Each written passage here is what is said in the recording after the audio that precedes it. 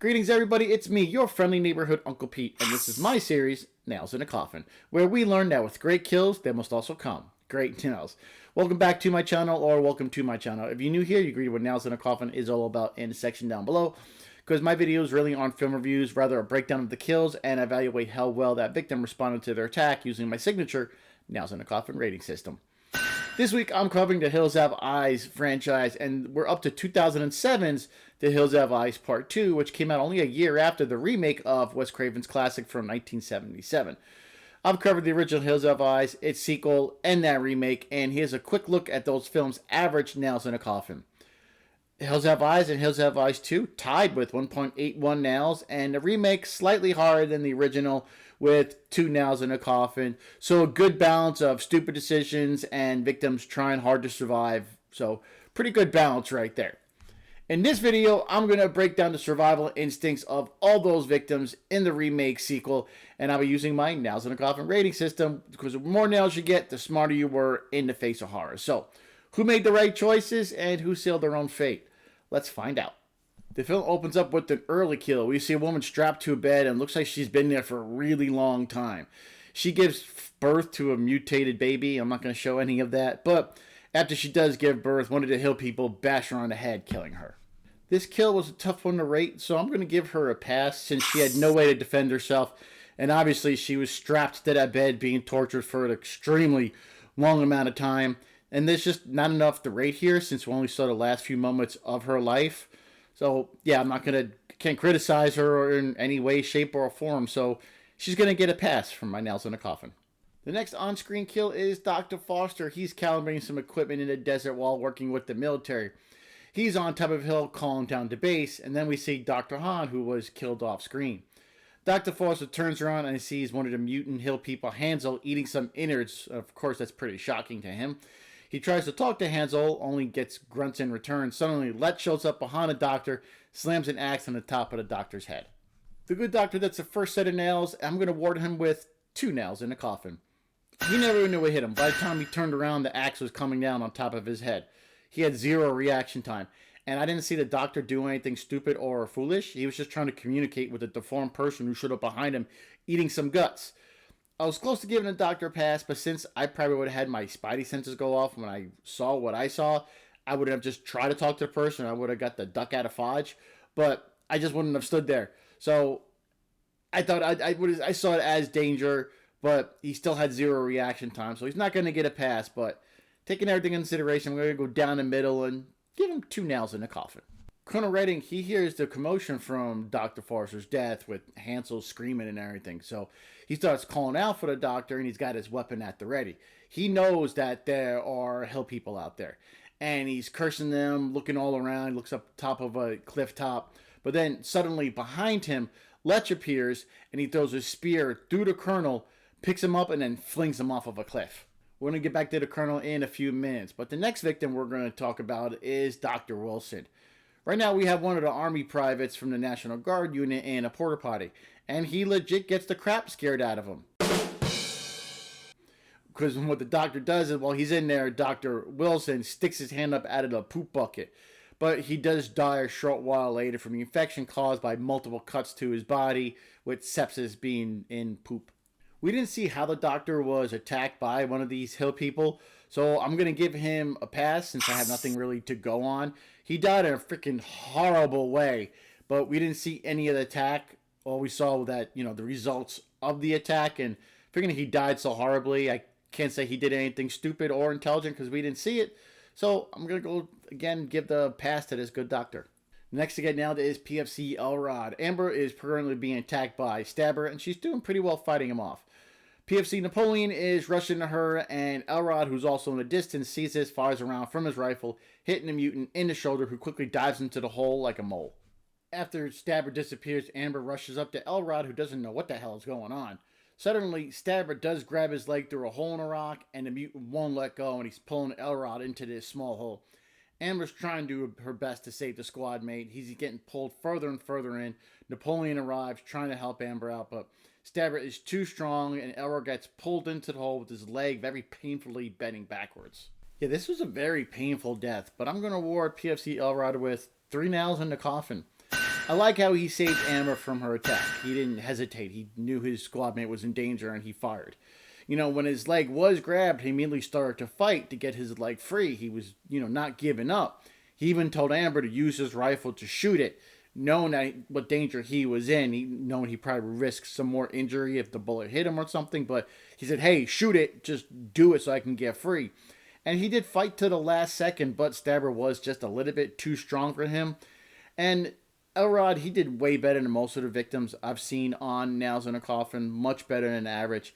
He fought, he knew he was in danger. I like how he said, shoot it. He didn't hesitate.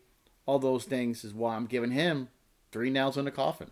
The rest of the squad just found Dr. Foster's body and they're searching for the culprit.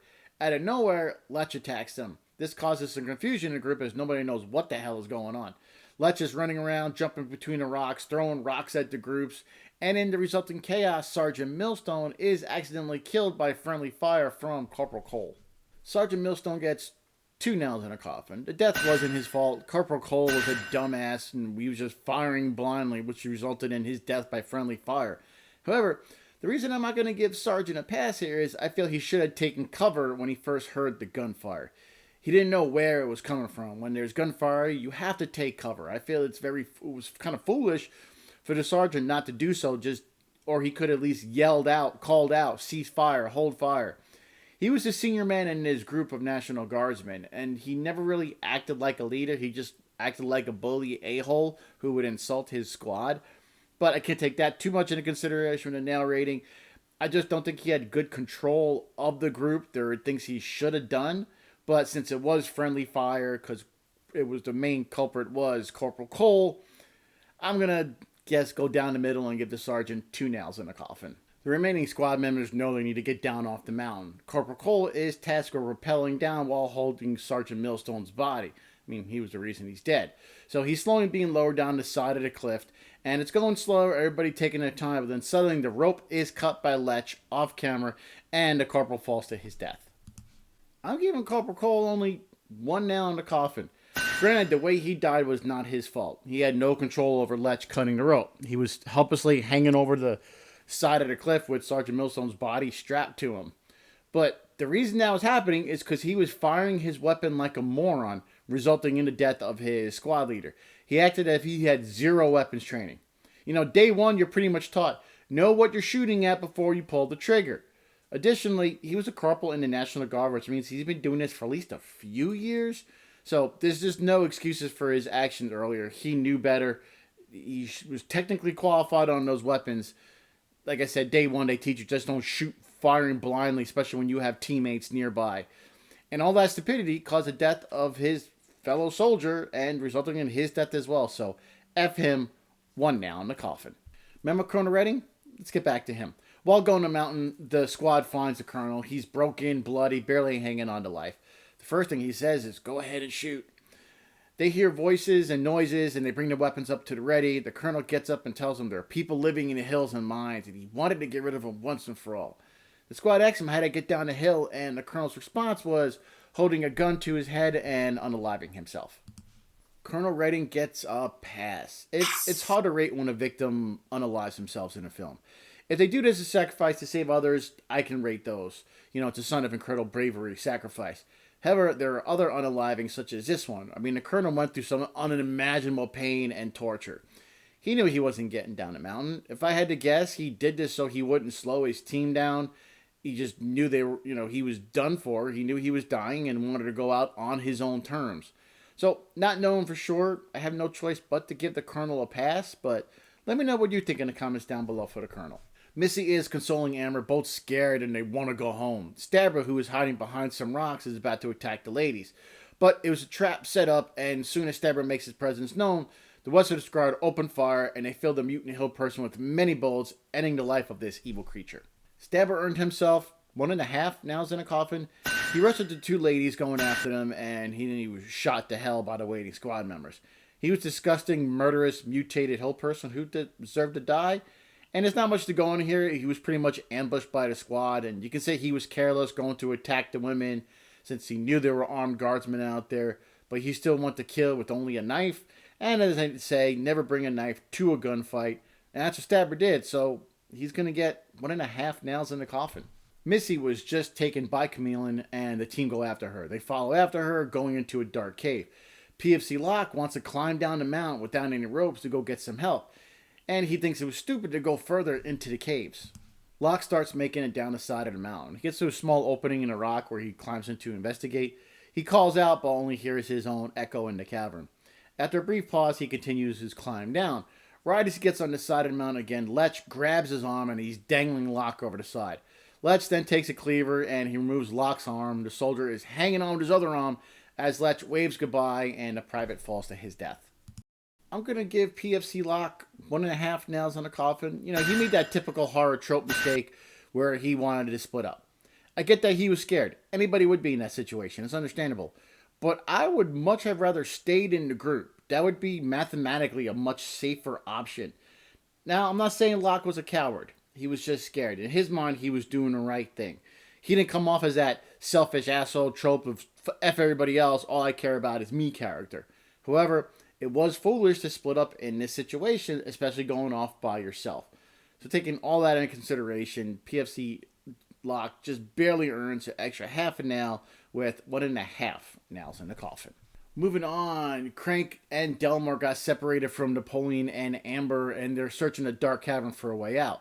Chameleon is in front of him, and Napoleon is just firing into the darkness, hitting rock, until he hits his target, tagging Chameleon with the round. But now he's out of ammo, and Chameleon knocks Napoleon to the ground, and he grabs Amber.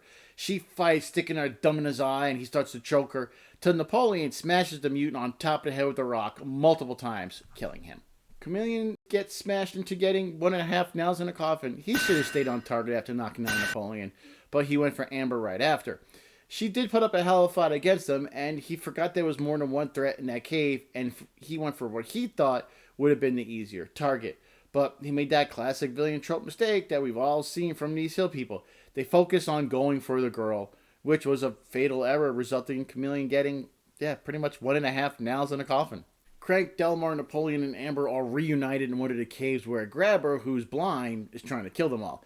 He attacks and he's firing blindly with the rifle, and we don't know if he's even hitting anything yet, but Crank steadies his rifle, takes aim, and shoots the blind bastard to death. Grabber gets 1.5 nails in a coffin. I know, I'm giving out a lot of those. He doesn't get a lot of screen time, but once we meet him, he is pretty much quickly killed. He was at a disadvantage being blind, but he was using his other senses, hearing and smell, to try and do some damage to these other people.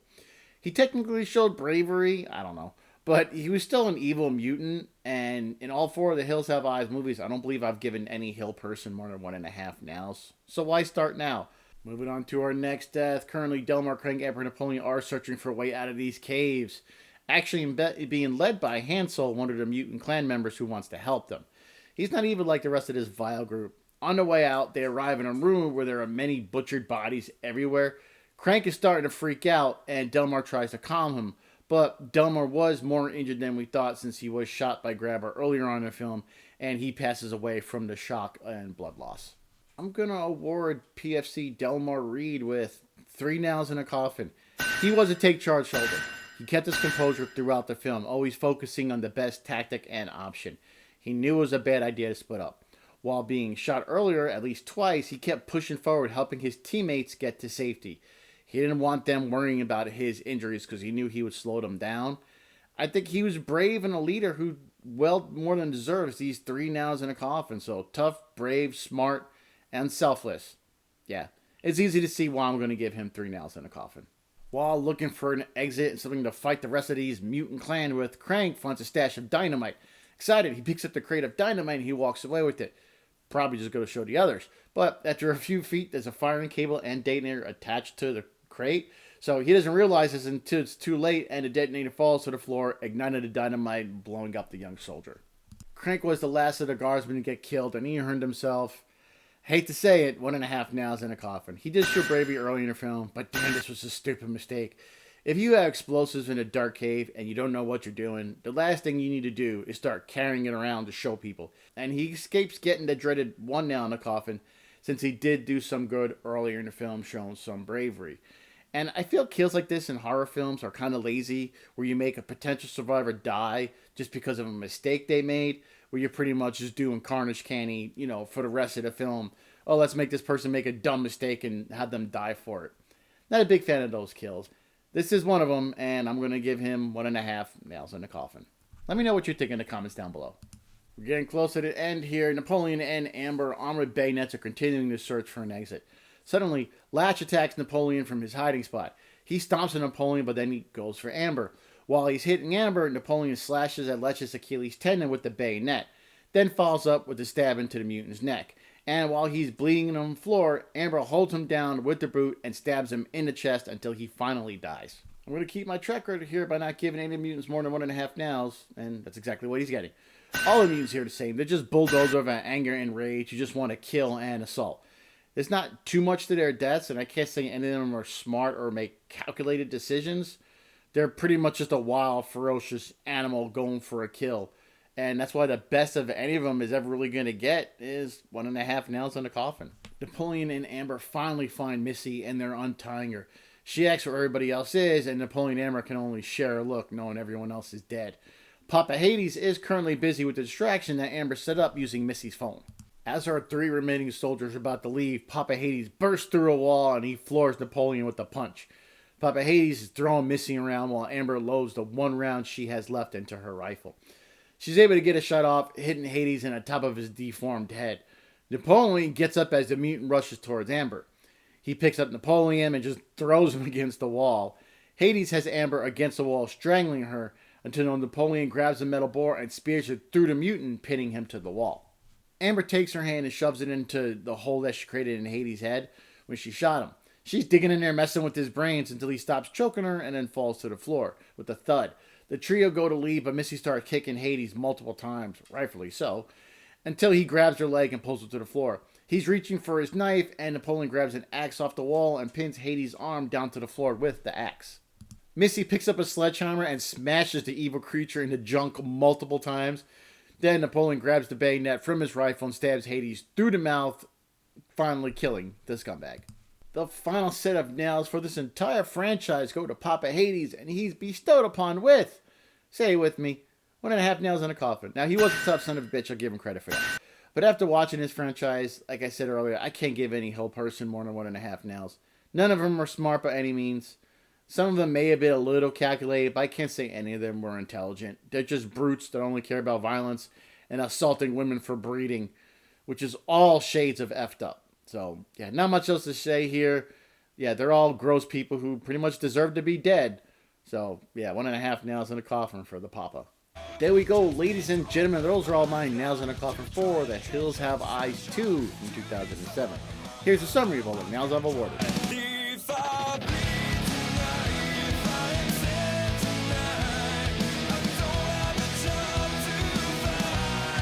Here is the average nails in a coffin, which comes in at 1.79 nails, right on par with the rest of the franchise. The Hills Have Eyes, The Hills Have Eyes 2, and The Hills Have Eyes 2 from 2007 all pretty much have the same, with only a 0.02 difference between the first two and our most recent entry. The remake from 2006 only slightly higher with 2 nails in the coffin. Now we're at the standout of the movie, something I like to call the Golden Hammer Award. Something I created for this franchise. I'm going to keep on using it. This can go to a victim or a survivor. It's for somebody who stands out above the rest in this film. And the winners of this award are going to be Napoleon and Amber. Napoleon, first with him, you kind of knew he was going to be the guy when the film started. Typical trope of the nerdy guy who's perceived to be weak.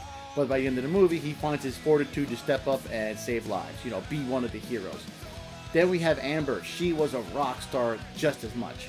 They both had great chemistry here. They made a great team, great balance between them. Amber had saved a round for herself earlier in the film, which helped them defeat Papa Hades. She was tough as nails, very brave, and smart. So the duo here are going to be co-owners of the Golden Hammer Award. I'll see you here in 2 weeks when I give you my Golden Nail Awards, where I'm going to give you my favorite death for each of the nail ratings that I gave out, and also do a quick ranking of these 4 films, and a quick rundown of the nails and coffin averages for each film and why I think certain ones fell where they did. So I want to thank everybody else for watching. I really, really do appreciate it. Please like, share, comment, subscribe. All that stuff help me grow this channel. I greatly much appreciate it. Thank you very much, everybody. Until then, take care, stay safe, be good to yourselves, and be good to each other. I am your friendly neighborhood Uncle Pete. Remember, with great kills, there must also come great nails.